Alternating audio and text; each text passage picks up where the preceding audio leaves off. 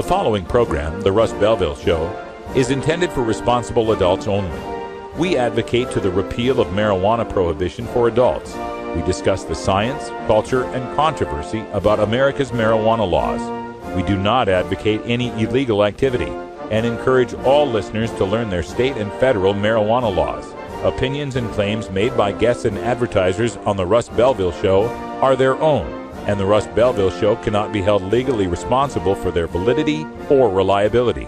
Viewer discretion is advised. You take a seed, you plant it, you grow it, you dry it, you roll it, you smoke it. You take a seed, you plant it, you grow it, you dry it, you roll it, you smoke it, and it goes down smooth. Hey! Spanning the continent to bring you the truth about cannabis and marijuana law reform. I smoke pot and I like it a lot. From the promise of legalization. And I think that we need to rethink and decriminalize our marijuana laws. To the agony of prohibition. One major responsibility is to encourage people to use less drugs. The Russ Belville Show, the voice of the marijuana nation. Yeah, I hear you had a question for me. Now, here's your host, Radical Russ Belville.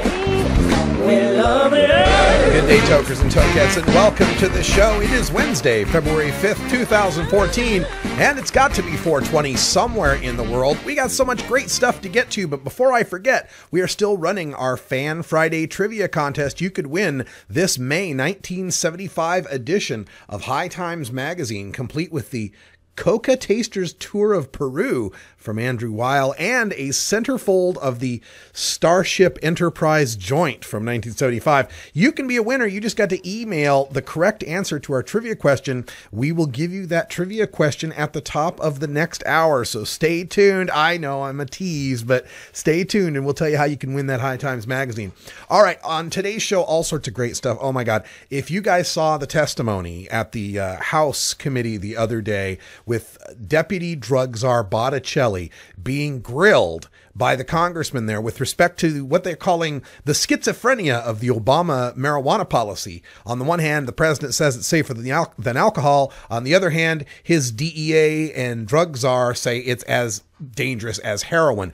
Well, we're going to bring to you the best of the testimony. I've got Representative Earl Blumenauer, my congressional representative from here in Portland, Oregon, and Representative Steve Cohen from Tennessee, their opening statements and their cross-examination and questioning of drug czar Botticelli.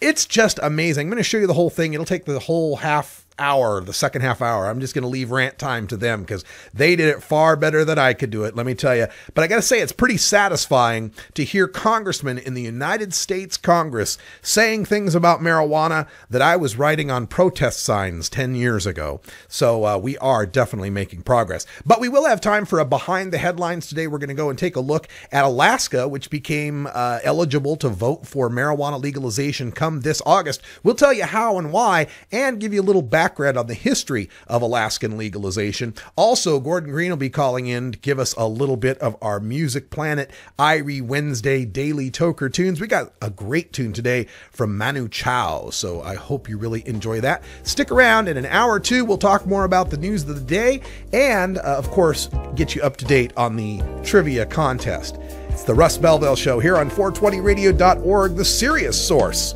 for weekday marijuana news. Thanks for joining us. Thanks for supporting us. Visit 420radio.org today.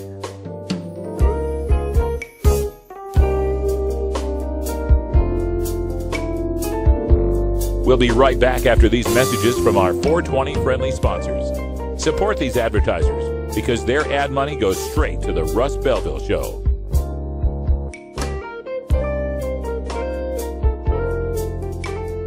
You're tuned into the Russ Belville Show, the voice of the marijuana nation.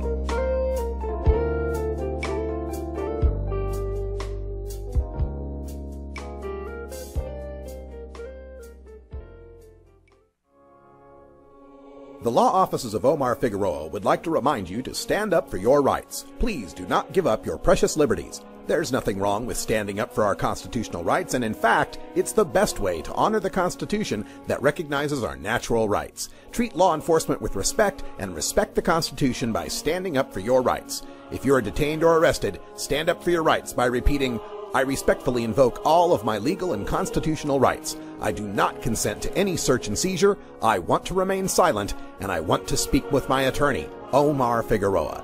Omar Figueroa has more than a decade of experience in federal and California courts and graduated from Yale University, Stanford Law School, and Trial Lawyers College. Please contact the law offices of Omar Figueroa at 415-489-0420 or 707-829-0215 or on the web at omarfigueroa.com.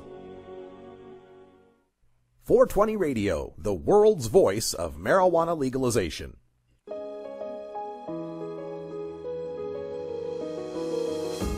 Cannabis Outreach Collective is an alternative health and wellness option located in Gladstone, Oregon, that serves patients in the Portland area and beyond. We are a full-service alternative health and wellness collective accommodating patients with natural, organic, holistic, and homeopathic remedies, nutritional guidance, advice, education, and medical cannabis, fully in accordance with Oregon OMMP law. You can find out more about Cannabis Outreach Collective on Facebook at COC503 or by emailing cannabisoutreachcollective503@gmail.com or by telephone at 503-853-1319. Check out our menu on Weed Maps and visit Cannabis Outreach Collective today.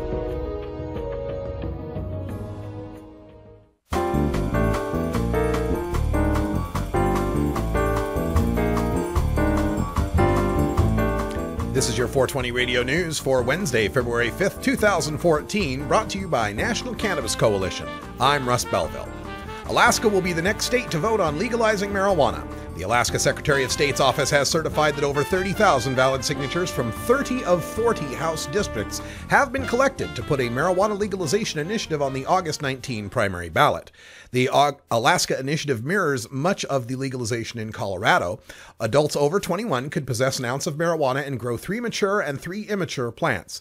Giving marijuana and plants to other adults for no remuneration will be legal as well, but public consumption will get you a $100 fine. A marijuana market will be established with producers, processors, and retailers. However, localities will be able to ban marijuana businesses. Taxes will be capped at $50 per ounce. The initiative specifically protects Alaska's constitutional right to privacy for adults over 18 to possess up to 4 ounces of marijuana and cultivate up to 25 cannabis plants in the home. The passage of the federal Farm Bill means states that have legalized industrial hemp may begin planting seeds in the spring. The omnibus bill, covering various aspects of U.S. farm policy, contained within it a small amendment by Representatives Jared Polis, Thomas Massey, and Earl Blumenauer that allows for research on industrial hemp by universities and state agriculture departments in those states that have already legalized hemp at the state level. 10 states, California, Colorado, Kentucky, Maine, Montana, North Dakota, Oregon, Vermont, Washington, and West Virginia, have such laws authorizing hemp production. While this is a step short of allowing full-scale commercial hemp farming, Representative Polis noted, quote, "This is a step in the right direction toward utilizing this crop in a way that improves our economy and creates jobs," end quote. The United States Congressional Research Service notes that America is the only developed nation that fails to utilize hemp as an industrial crop. The Washington, D.C. City Council has voted almost unanimously to decriminalize marijuana possession. The 11-to-1 vote of the council would lower the punishment for possession of up to an ounce of pot to just a civil fine rather than criminal charges. The measure faces a second vote, which, given the first vote results, seems a mere formality. The measure is supported by the mayor, Vincent Gray, but may face opposition from the U.S. Congress, which has ultimate authority over the operation of the federal district. Medical marijuana was passed by district voters in 1998, but congressional interference delayed implementation of the law until 2010, and even today there is but one medical marijuana dispensary and only a handful of registered patients. Supporters of the decriminalization measure point to the vastly disproportionate arrests of African Americans, the majority race in Washington, compared to white people for marijuana use. CNBC focuses on refugee families fleeing their home states for marijuana-friendly states. In a story published today, CNBC's Kelly Grant explained how people are suddenly uprooting their lives and moving to Colorado and other medical states for treatment. CNBC interviewed Lindsay Reinhart, director of Undergreen Railroad, a volunteer service that helps marijuana refugees move. She said, quote, "As soon as we have the intake form up, we're swamped with requests," end quote, and that they've helped four families move, not including her own from Idaho to Oregon, with 6 more families in transit. Another activist refugee, Diane Fornbacher, publisher of Ladybud magazine, explained how her PTSD doesn't qualify her for medical marijuana use in her home state of New Jersey, so she's moved to Colorado, where the recreational law allows her to use marijuana. Canadian pop singer Justin Bieber was smoking so much marijuana on his private jet, the pilots donned oxygen masks for fear secondhand pot smoke would cause them to fail subsequent drug testing. The flight attendant claims she was verbally harassed by Bieber, his father Jeremy, and an entourage of 10 friends, to the point where she took refuge in the cockpit with the pilots. DEA and customs officials met Bieber's plane at the Teterboro, New Jersey airport and claimed marijuana smoke was still present in the cabin. Drug dogs alerted to the scent of marijuana, but a search found no contraband. The flight crew declined to press any charges against Bieber, and with the lack of physical evidence found, the teenage crooner was allowed to go attend the Super Bowl. This is Bieber's third encounter with law enforcement in 3 months. In December, he was arrested for assault on a limo driver in Toronto, Canada, and in January, he was arrested in Miami for drag racing while drunk.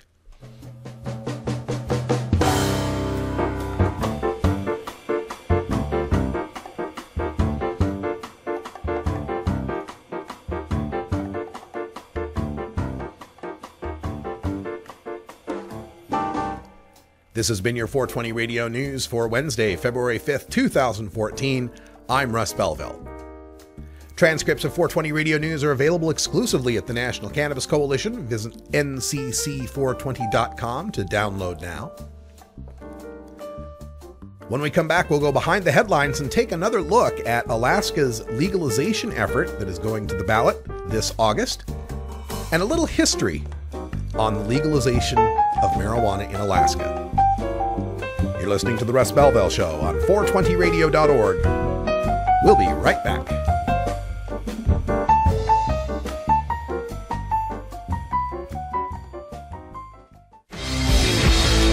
When you are starting up a medical cannabis business, you don't just want any attorney. You want a fired-up lawyer who understands the needs of cannabis consumers.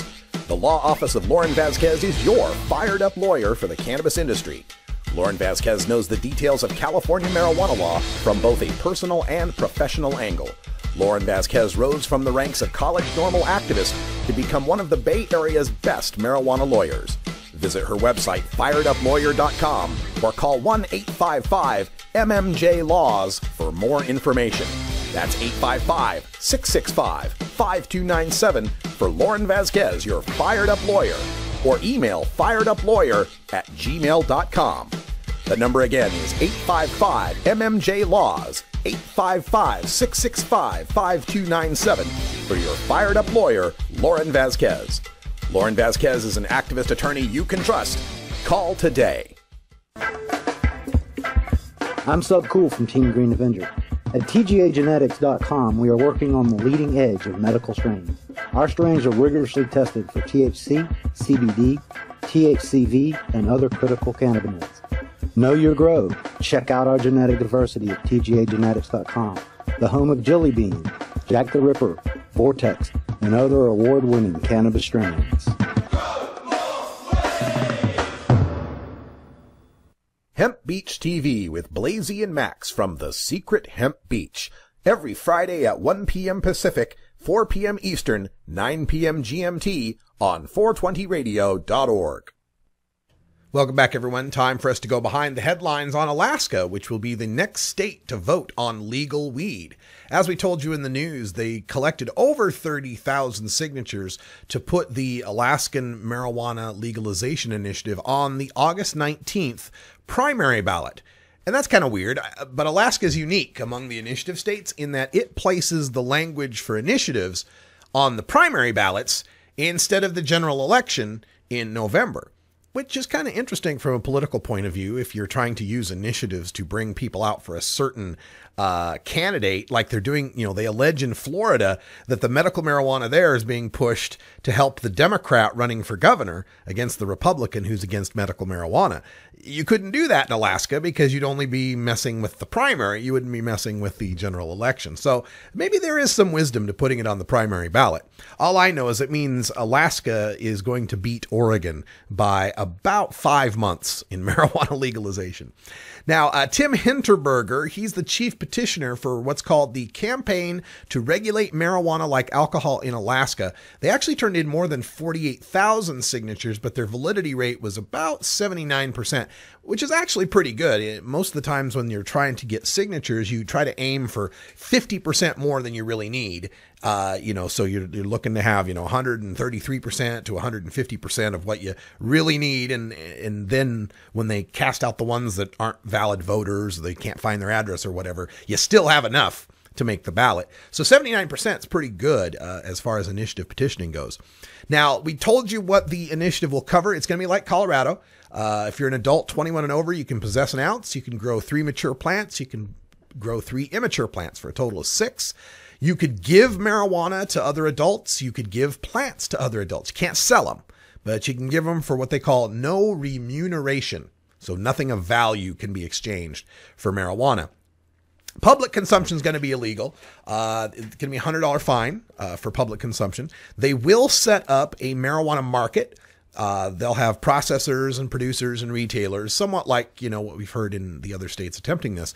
But one of the bad things about this is they are going to allow local bans. Say Juneau or Sitka or Anchorage wants to ban marijuana businesses. They'll be able to do that. They won't be able to ban the possession. You'll still be able to possess, still be able to cultivate.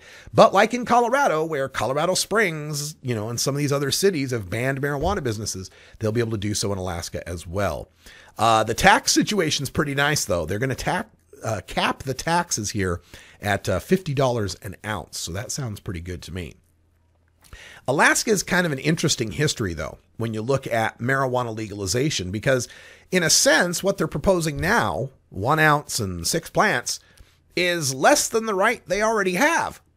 In 1975, there was this lawyer named Irwin Raven, and he got a speeding ticket. He purposely, drove too fast so that he'd get a speeding ticket, and he purposefully took with him a bag of weed so that when he get busted, he could challenge the state's prohibition on marijuana in court. So he did, and this went through the courts and the appeals and finally made it up to the Supreme Court, where the case was called Raven v. State. And the Supreme Court of Alaska decided that Alaska's constitutional right to privacy, which is one of the strongest constitutional rights to privacy of any of the state constitutions, and far stronger than the U.S. Constitution's right to privacy, that Alaska's constitutional right to privacy protects adults over the age of 18 for the possession of up to 4 ounces of marijuana, quarter pound, and cultivation of up to 25 cannabis plants in the home. Basically, they ruled that, we have a right to privacy in our homes, and that the danger from someone growing pot for their own personal use at home is outweighed by the right to privacy. So cops really can't, as long as you're keeping cool and you keep it in your house, cops really can't mess with you for up to a quarter pound. That was 1975. Now, more conservative people in Alaska did not like that. Alaska tends to be kind of a Republican state, and in 1990, when the drug war was all hyped up, drug czar Bill Bennett helped activists get a recriminalization measure on the ballot, and that passed with 54% of the vote. So from 75 to 90, you could have up to a quarter pound. After 1990, it was illegal again. Then in 2000, a decade later, they pro-pot people put Alaska Marijuana Decrim Initiative on the ballot to go back to the way it was with Raven, and that failed. It only got 41% of the vote. So marijuana was still illegal. Then in 2003, the Alaska Court of Appeals, in a case called Noy versus State, ruled that a voter initiative cannot criminalize a constitutionally protected right. So the 1990 Recrim initiative could not put a punishment on the right that the 1975 court said Alaskans had. And so then everyone got their quarter pound and 25 plants back. In 2004, Alaska tried to legalize again with the Alaska Legalized Marijuana Act, but it failed, 44% of the vote. And in 2006, the legislature voted once again, this time to make it criminal for anything over an ounce. And that yet hasn't been challenged in court. So we don't know really if Alaskans have a 4-ounce right or a 1-ounce right. But one thing we do know is in this new legalization vote, they make it very clear that this legalization does not change citizens' rights under Raven. We'll keep you posted on how this all turns out. Oh, have you ever met that funny reefer man? A reefer man. Have you ever met that funny reefer man? A reefer man. If he said he swam to China, he would sell you South Carolina. Then you know you're talking to that reefer man.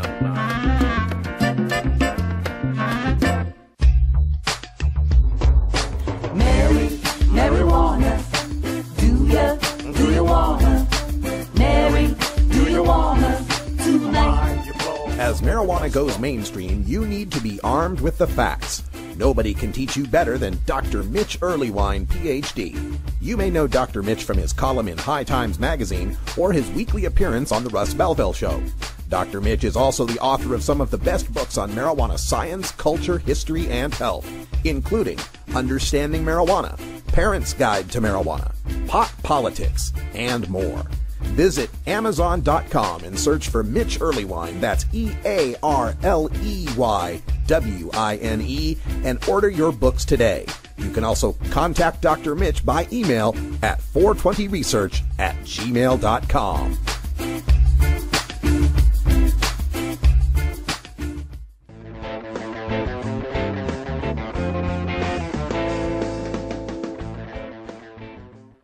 On an all-new intervention.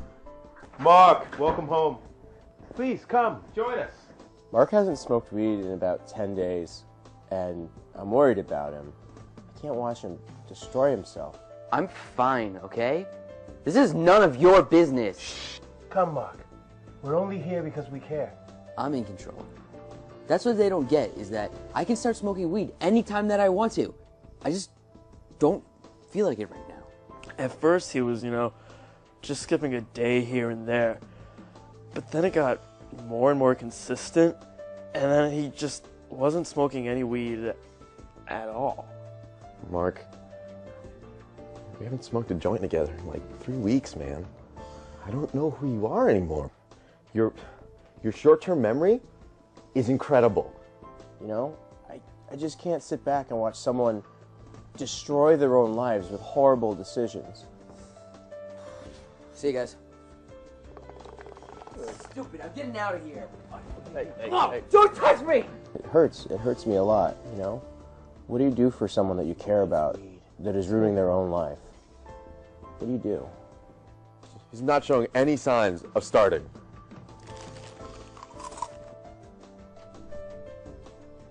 Intervention on A&E.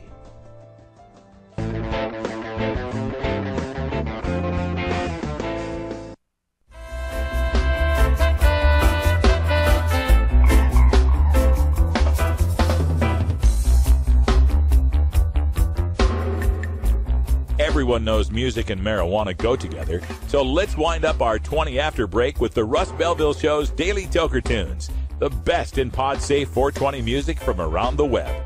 Today is Irie Wednesday, featuring reggae, ska, and other world music genres. Now, sit back and enjoy your Daily Toker Tunes. Welcome back, everyone. 24 after the hour, and we're joined by Gordon Green, who's calling into the show. How you doing, Gordon? Doing great, Russ. How about yourself? Oh, I'm so glad to have you here. And I told my Miami girlfriend that we'd be playing Manu Chao today, and she's delighted because she loves this artist. Why don't you tell us a bit about him? Hey, man. Manu Chao is he was born in Paris. He had his claim to fame as a band called Mano Negro, which was like a Spanish-French punk band. They put out about 5 albums in the late 80s and 90s. And he went solo in late 90s, 98, traveled through South America recording different musicians and playing street festivals, busking, and recorded all this great material. Came back, cut this album called Clandestino, and going to play the title track from that. It actually won, took a couple of years, but won the World Music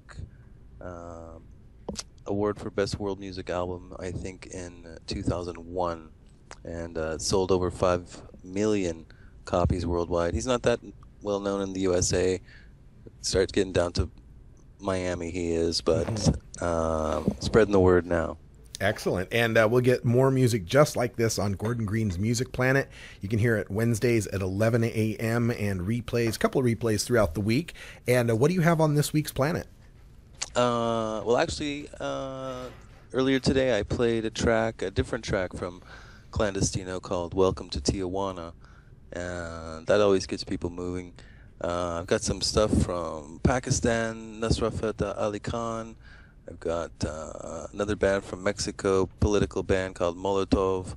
Got some young French singer named Zaz, and it's a really nice show. All right, we're looking forward to that. We'll be paying attention. Let's get to the music. This is Manu Chao with Clandestino.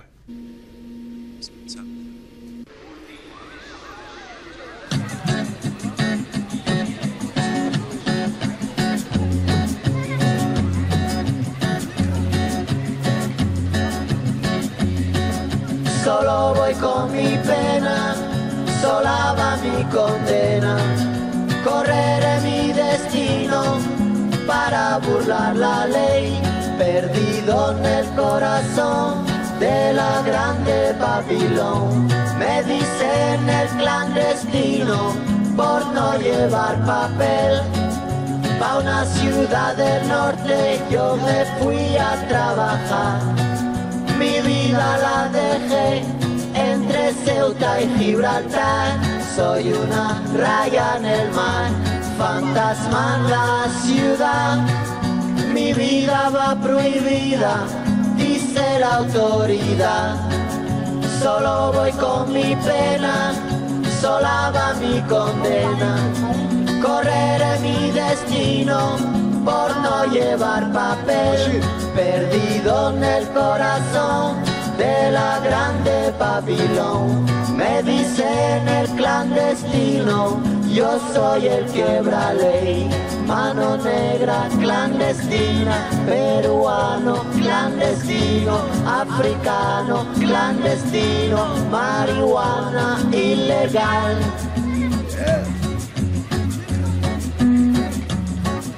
Solo voy con mi pena, sola va mi condena.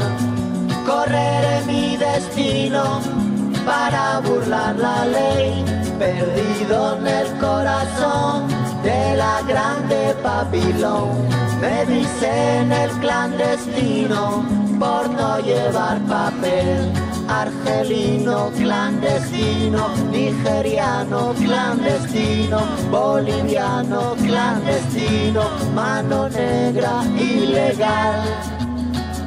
شوف الله يخليك اذا ما تسالي اذا ما تدوز الصبح شوف داك السيمون في المول الشمال ديال الكرفان ولا شي ناس اللي يمشيو لموريتانيا ويجي معاهم باش الكايزين راه غادي يعطيو واحد هذا واحد.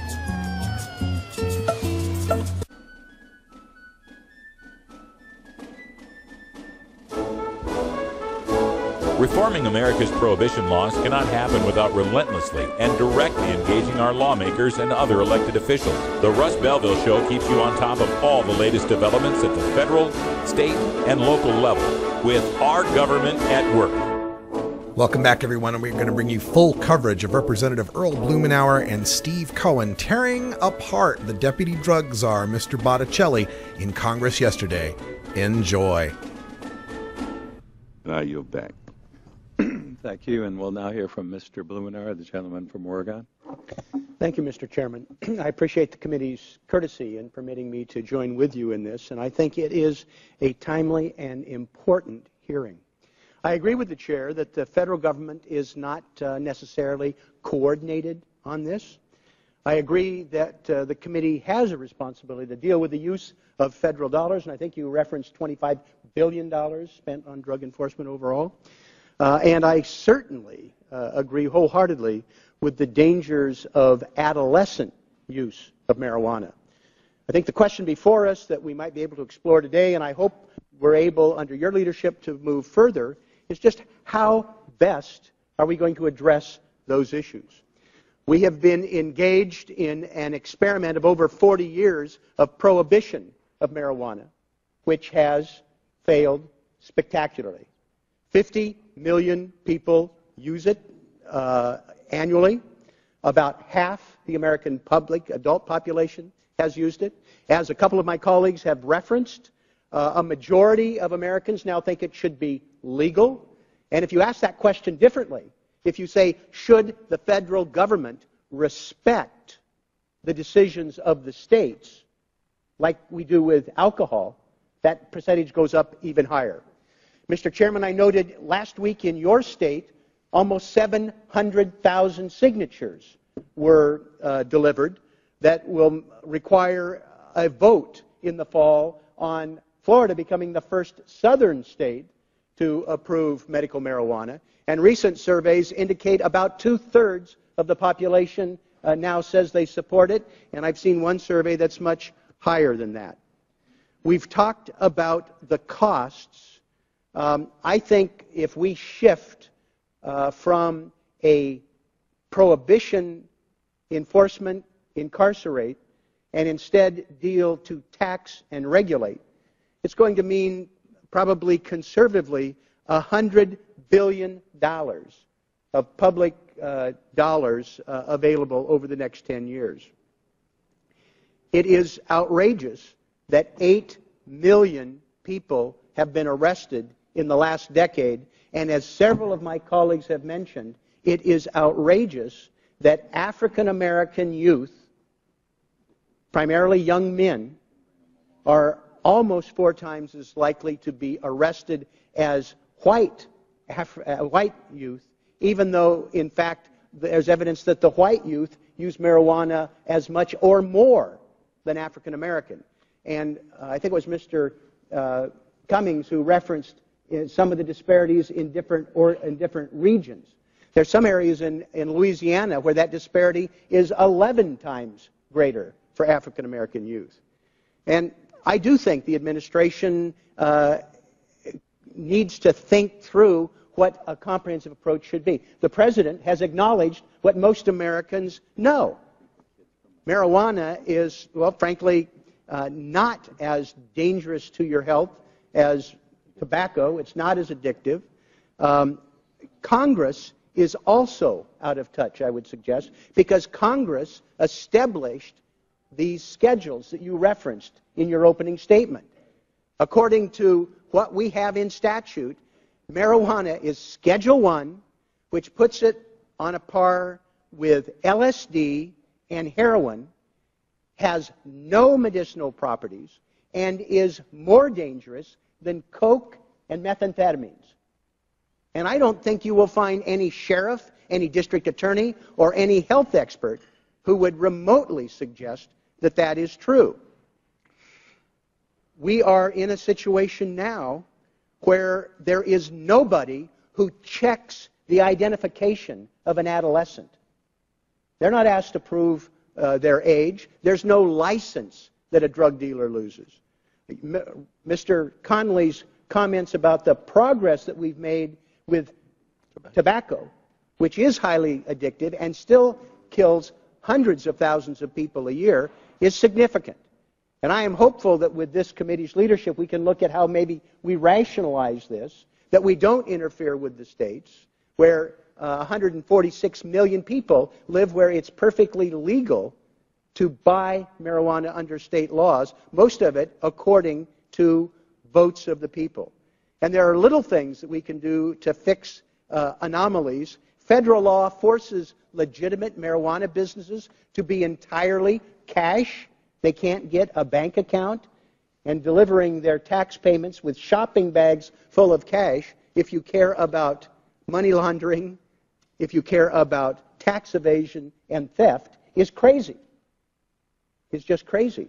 And we tax these legally authorized under state and local law businesses 2 and 3 times more heavily than we treat other businesses.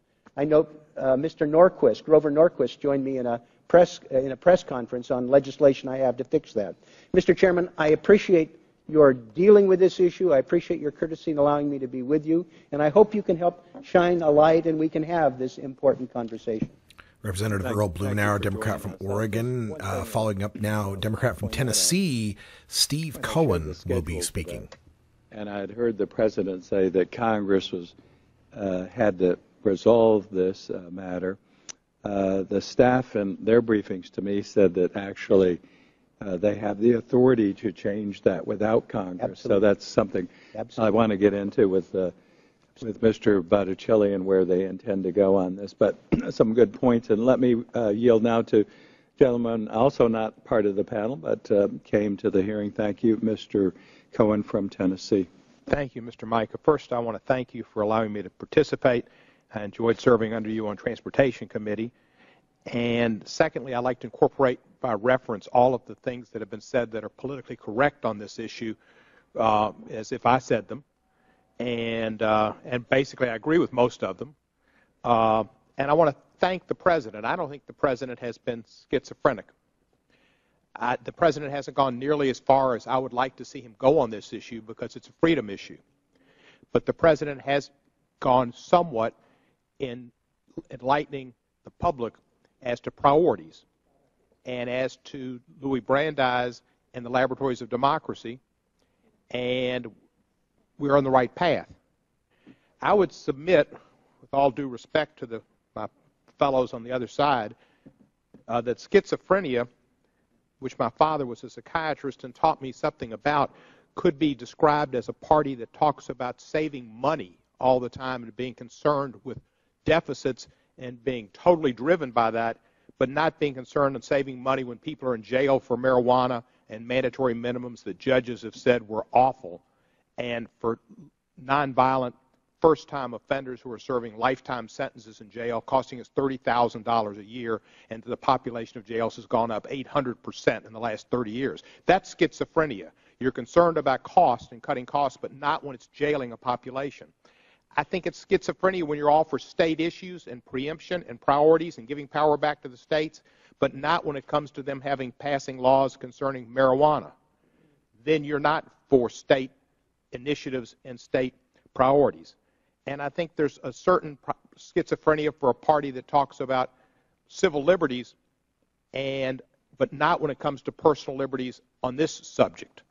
So sometimes politics makes strange bedfellows, and whether they're in the same bin as McMurphy or not is another issue to be discussed. Mr. Botticelli, your hands are tied on Schedule 1, but it is ludicrous, absurd, crazy to have marijuana in the same level as heroin. Ask the late Philip Seymour Hoffman, if you could. Nobody dies from marijuana. People die from heroin. And every second that we spend in this country trying to enforce marijuana laws is a second that we're not enforcing heroin laws. And heroin and meth are the two drugs that are ravaging our country. And every death, including Mr. Hoffman's, is partly the responsibility of the federal government's drug priorities for not putting total emphasis on the drugs that kill, that cause people to be addicted and have to steal to support their habit. And heroin and meth is where all of your priorities should be.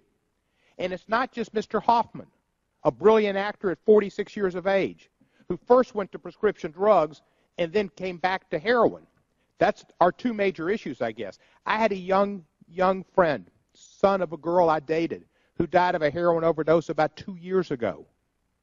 I went to a party in Memphis recently, not Vermont, where the governor spent his entire State of the State hour address talking about the ravages of heroin in his state, but Memphis, Tennessee, where 4 women, give or take my age, well, maybe 15 years younger, sometimes I lose perspective, talked about heroin being a great problem among their children. and in the Memphis community, and about another young man who had died of heroin. Heroin is getting into the arms of young people. And when we put marijuana on the same level as heroin and LSD and meth and crack and cocaine, we are telling young people not to listen to the adults about the ravages and the problems, and they don't listen because they know you're wrong. Because as Mr. Micah said, we know a lot of young people smoke marijuana. They shouldn't. Young people should be being young people. The most precious commodity in the world is time. Young people have got lots of time. Mr. Mike and I don't have that much more time. That's just the realities. And when you're young, enjoy being young, playing ball, taking it easy, just doing kids' things and learning. And you shouldn't be doing drugs, but they are. And we need to be sure that we keep them alive. We need to educate them. But our efforts ought to be toward meth and heroin. That's where efforts should be. And it shouldn't be Schedule 1. Anybody that goes to jail for marijuana is a crime when people for possession are taking their liberties away. It's a waste of money. It's a waste of resources. It's a crime committed by our government. There is a cultural lag in this country, and this Congress is a leader in it. My time has expired. I thank the committee for allowing me to express myself. I will take questions. You want to legalize it? Call your congressman today. 202-224-3121. It's free, it's easy, and you don't even have to give your name, just your zip code, and they'll hook you up to your congressman. Call 202-224-3121 and tell Congress you support marijuana legalization. We're watching testimony on the House. I'm not sure which committee it is, but the Deputy Drug Czar Botticelli is being grilled by Representatives Blumenauer and Representatives Cohen, who just made their opening statements. Now they get to ask direct questions. This is where it gets really good. It's so nice to finally hear the truth in Washington, D.C.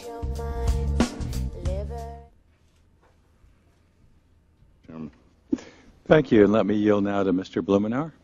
Thank you again, Mr. Chairman. I really appreciate this, and I've found the conversation here to be very useful, and I think you're highlighting the wide range of issues that are on people's minds. I hope there's an opportunity to continue it. Mr. Botticelli, how many marijuana overdose deaths were there in the most recent year you have available? To my knowledge, I don't know if there have been instances of specific overdose-related deaths. You talked about marijuana deaths, and so I want to be clear. I'm trying to trap you. No. How many marijuana deaths have there been in the last 5 years? So if you're referring to overdoses, I am not sure of those numbers. If you're referring to fatalities, then I would like to have you supply us with how many overdose deaths there were, because I have heard from experts whose judgment I respect that they don't know of any. So that would be really important for you to provide, at least to me, if not to the committee. What is more dangerous and addictive, methamphetamines and cocaine or marijuana? So, I don't think anyone would dispute the fact that there's relative toxicity related to those drugs. But I'm afraid what's more dangerous and what is more addictive? Cocaine and meth or marijuana? Pretty simple. I think that conversation minimizes the harm. No, I'm not trying to minimize the harm. I want to know which is more dangerous and addictive.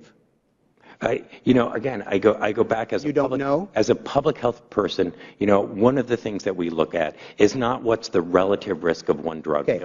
Let me just say that I think that your equivocation right there, being unable to answer something clearly and definitively when there is unquestioned evidence to the contrary, is why young people don't believe the propaganda, why they think it's benign.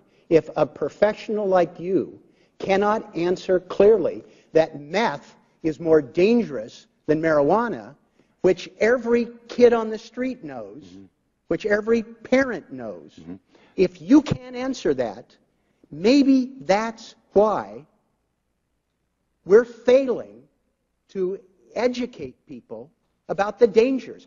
I don't want kids smoking marijuana. I agree with the chairman.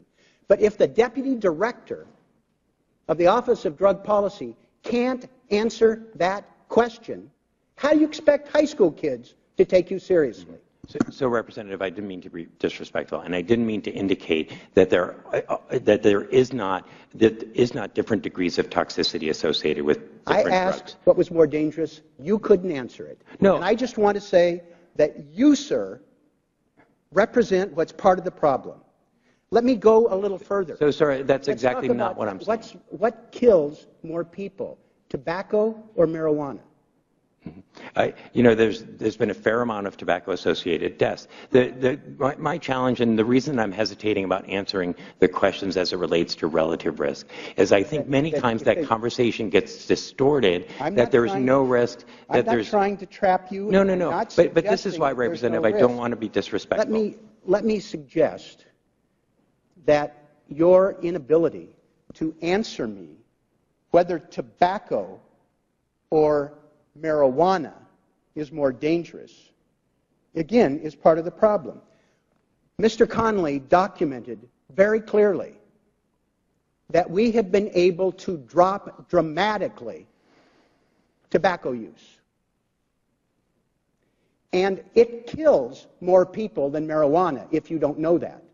But we've been able to drop that without locking people up, without arresting. I think this administration has seen 3 to 4 million people arrested for marijuana since it's been in office. And yet we've been able to drop tobacco use without being coercive. We've been using fact-based advertising, and we've focused our efforts on things that matter rather than things that don't work. And I'd respectfully suggest that you and the department take a step back if you're concerned that somehow people think marijuana is benign. That part of the reason is that drug professionals can't communicate in ways that the rest of America does. I appreciate your being here, and I welcome any written follow-up to my questions. Because I'm not trying to trap you, but I'm very discouraged by your inability to answer questions. So let me tell you, this morning I spent the bulk of my morning with a number of parents from across the country who are doing everything they can do to prevent drug use, and particularly prescription drug use, and many of them whose kids have died of an overdose. And I asked them, what more can the federal government be doing in terms of preventing substance use and preventing the tragedies? And they told me they cannot understand why states are moving to medical marijuana and legal medical marijuana. They cannot understand it because they understand from a very acute level the message that legalization sends them. And this is not from a bureaucrat in Washington. These are from parents who struggle on a daily basis and have been devastated by addiction and their kids. And they understand in a very dramatic and real way that legalizing marijuana sends the absolute wrong message to our youth. I thank the gentleman. We'll recognize Mr. Cohen from Tennessee. Thank you, Mr. Chair. With all due respect, you should be listening to scientists. I understand the parents who are grieved because their child died of an overdose. They didn't overdose on marijuana. And you're listening to them rather than the scientists? Mr. Botticelli, it may go back to A Few Good Men, the movie, Jack Nicholson. You can't handle the truth. The truth is the drug war failed. Your direction on marijuana is a failure. Get to dealing and saving kids from heroin overdoses. My young 22-year-old friend died of a heroin overdose. Yeah, he smoked marijuana, probably the first thing he did. But that's not why he smoked heroin or shot it up. Maybe he did it because he heard people like you saying they're all bad and they're all terrible and you can't deal with the truth, and tell them, well, maybe marijuana doesn't kill you. Heroin does and meth does. They're different. And until you deal with the truth, the kids aren't going to believe you at all. Now, you talked about alcohol, and you may have gotten to this. Cirrhosis of the liver, pretty serious thing. Violence against spouses and women. People don't smoke marijuana and beat up their wives and girlfriends. They get drunk. Sometimes they beat up their wives and girlfriends. And I know you've got your statistics. I would debate your statistics. And if you get into your statistics about the amount of people who had marijuana in their system who were arrested or had fatal accidents, I would submit they probably had other drugs in their system, like cocaine or crack in addition to the marijuana, or they had alcohol and marijuana wasn't the cause. Because what I've understand is people who smoke marijuana, mostly they drive slower and they look out for the cops. They don't drive fast and wild like people do on alcohol and cause deaths. Maybe the reason there's so many more people smoking marijuana now is because they're not listening. And maybe they're doing the other drugs too. But it also shows that the drug war has been a failure. It's been a serious failure. Harry Anslinger started. You know who Harry Anslinger is, don't you? I do not, unfortunately. You never? Well, you should, because he's your great-grandfather. He started this war in the 30s, and he was tuned out too. And he did it to get the American public had problems, which sometimes I think we still got them, with Hispanics and Mexicans coming into this country. And it was a war on Hispanics and African Americans. And that's when they made marijuana illegal, was in the 30s. And it was all directed at those people. And Latinos are just as much discriminated against as African Americans in disparate arrests. It still continues to this day. It's 85 years since Anslinger started this. And it's the fact that we've spent so much time arresting people is sinful. You talked about the overall effects of marijuana. Again, you can't name one person who's died from an overdose of marijuana, can you? Not to my knowledge, sir. Right. And you say the cumulative effects. Do you know people, possibly, or heard of people who smoke marijuana who are corporate giants, run banks, run major corporations? Do you know about these people? Yes, sir, but I also know equal number of people. I know a substantial number of people who also have gone on to develop significant disorders who have smoked marijuana. Again, 1 in 9 people who try marijuana develop a dependency, and we know that particularly those kids who use it earlier in their kids shouldn't use it. Kids shouldn't use it ever. And at age 18, people shouldn't be arrested for it. Mm-hmm. Maybe it should be 21. But kids shouldn't use it. That's something we all agree on. But the fact is, we need to put our priorities toward heroin and meth. What percentage of your budget goes towards heroin addiction? So I don't think we necessarily slice our budget, our demand reduction budget, based on drugs. Again, our prevention efforts are focused on preventing drug use. Isn't that a mistake when people die from heroin in great numbers that the Vermont governor spends his entire state of the state on heroin use? And we don't distinguish and try to save people's lives? That's when you knock people over at the corner store. It's not to get money to buy a donut because you're high. It's to buy heroin because you're hooked. That causes people to die. Our office in 2011, I think, acknowledged the burgeoning prescription drug and opiate epidemic that we have in the United States. In 2011, we released a plan that looks at dealing with the prescription drug abuse and opiate issues. Let me ask you, my time's about to run out, and let me ask you one thing. I corresponded back in 2011 with your predecessor, Kierlowski.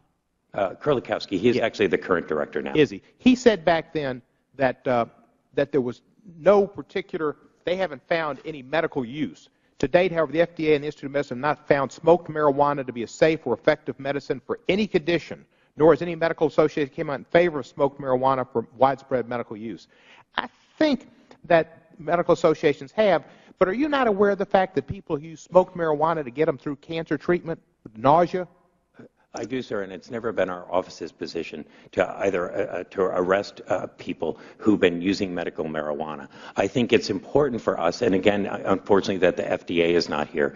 That it's the FDA process that ultimately determines the scientific efficacy of a. But couldn't you try to influence it? Shouldn't that be part of your job? I had a buddy who was a SEAL. He died of pancreatic cancer. When he was he smoked marijuana at the end. His mother said it's the only thing that makes oral smile or eat.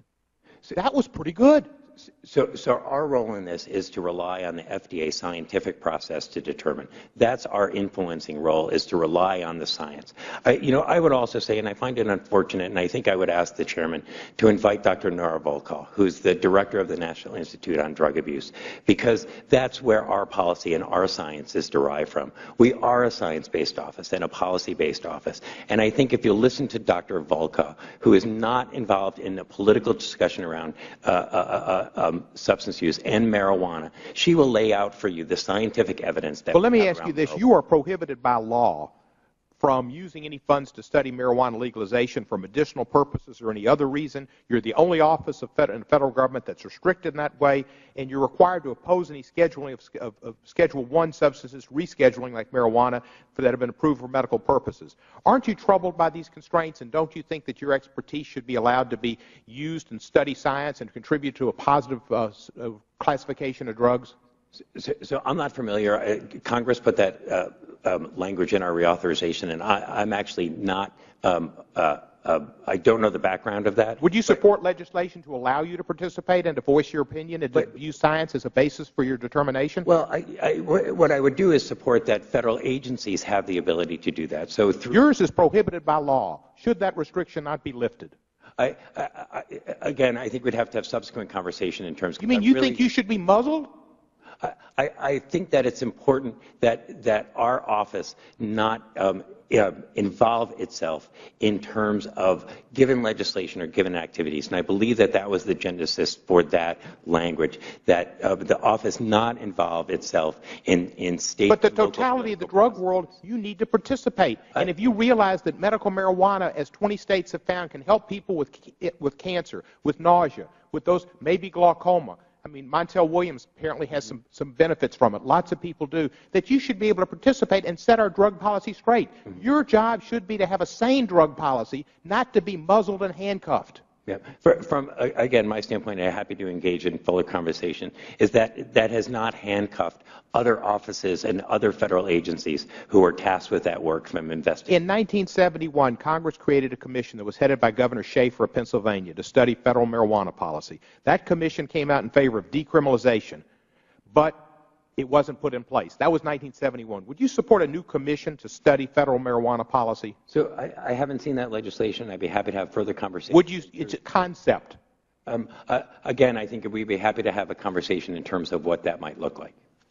Thank you, sir. And I yield back the balance of my time. Well, I thank the gentleman, and we will have additional questions. Some members weren't able to attend today, and we didn't get some responses from the witnesses that we would like to have for the record. So without objection, we'll leave the record open for a period of 2 weeks. We'll also be submitting to you, Mr. Botticelli. So this will be very nice. That is Gil Kurlikowski's deputy, basically, who was stammering and hemming and hawing there on the testimony.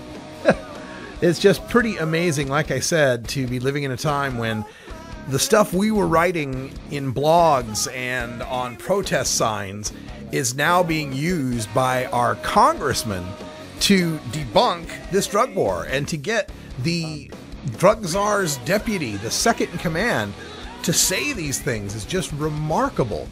We're going to talk more about this in hour 2 in our Toker Talk Radio. We'll also give you our trivia question where you can win this May 1975 High Times magazine, going all the way back to the archives there. And we'll talk more about this Representative Cohen and Representative Blumenauer against Deputy Drug Czar Botticelli. It was pretty amazing. I had to get the whole thing in on the Hour 1 podcast because it was just that good. That's all the time we got here for Hour 1. But again, stay tuned for Toker Talk Radio in Hour 2. And then coming up later tonight at 8 p.m. Pacific Time, we've got Red Eye's Reggae Flashback, an hour of the best deep reggae rhythm tracks. So check that out. At 5 o'clock, we've got another edition of Free Weed from Danny Danko at High Times Magazine. And speaking of High Times, I'll be down at the Cannabis Cup in San Bernardino, California this weekend, Saturday and Sunday. Check us out. We'll be on live starting at noon. I'm Radical Russ. Thanks for joining us. And until next time, take care of each other, tokers. This is the Russ Belville Show. The Russ Belville Show is blogging and podcasting daily at radicalruss.com. You take a seed, you plant it, you grow it, you dry it, you roll it, you smoke it. You take a seed, you plant it, you grow it, you dry it, you roll it.